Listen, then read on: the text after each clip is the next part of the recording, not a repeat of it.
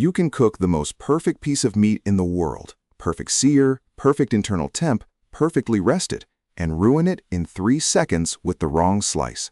And here's what makes that so wild. Almost nobody outside a professional kitchen truly understands why. Today, we're fixing that forever. Welcome to the Meatz. What we're covering today sounds simple on the surface, how you angle a knife when you slice meat. But by the end of this video, you're going to understand the actual muscle fiber science behind it, you'll know exactly how to read the grain on any cut, and you're going to walk away with a pro-level technique that will genuinely make every steak, every brisket, every roast you serve taste more tender, even if the cooking itself doesn't change one bit. Let's start with a question that's going to stick with you.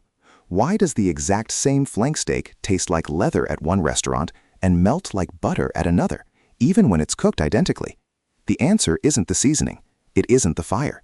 It isn't even the quality of the beef. It is entirely in how the knife hits the meat.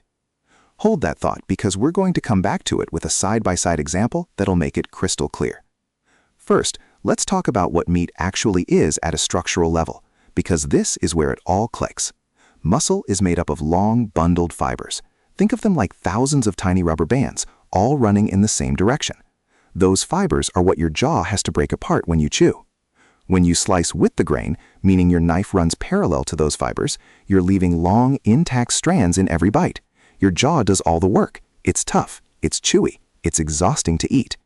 But when you slice against the grain, cutting perpendicular right across those fibers, you're pre-shortening them before the food ever hits someone's mouth.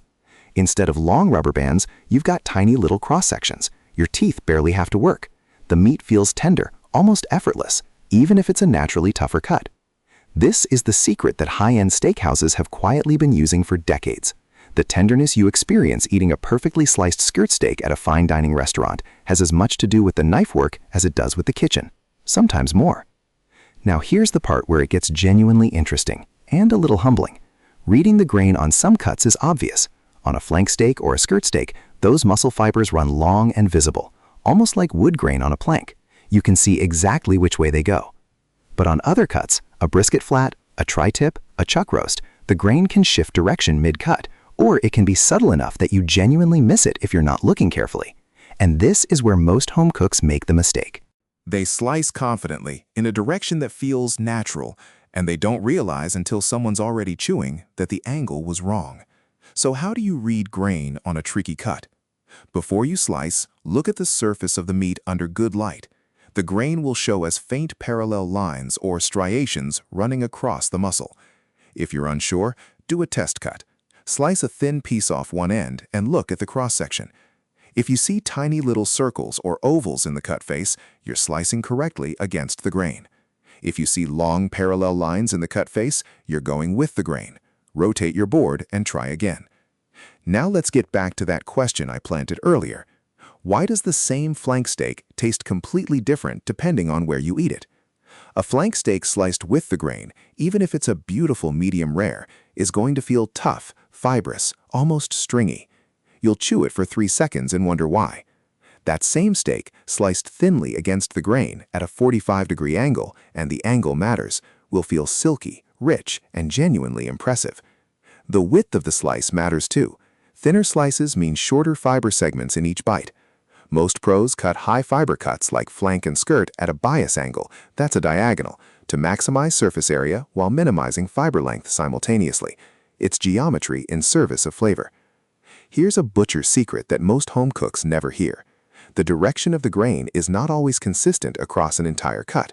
Tri-tip is the classic example. It's a triangular muscle, and the grain literally runs in 2 different directions across the cut. If you slice it uniformly in one direction across the whole piece, half your slices will be against the grain and half will be with it. The fix? Identify where the grain changes, usually near the center of the triangle, and cut the roast in 2 pieces there first. Then slice each piece separately against its own grain. That one move can completely transform a tri-tip from average to exceptional. Let's escalate this further, because there's one more layer here that even experienced cooks overlook. Resting your meat before slicing is connected to this in a way most people don't realize. When you pull a steak or roast off heat and let it rest, the muscle fibers relax and reabsorb their juices. If you slice too early, before that rest is complete, the fibers are still contracted and tense, which means they'll release juice all over your cutting board instead of into your mouth, and they'll be harder to read cleanly because the meat is still under tension. Rest your meat properly, at least 5 minutes for a steak, 15 to 20 for a roast, and the grain becomes easier to see, easier to cut, and the results are dramatically juicier.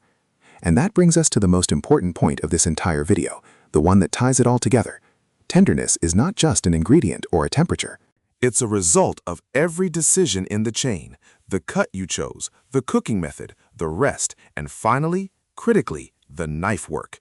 You can rescue a tougher, more affordable cut, a hanger steak, a flank, a skirt, and serve it at a level that genuinely rivals a much more expensive piece of beef, simply by slicing it correctly.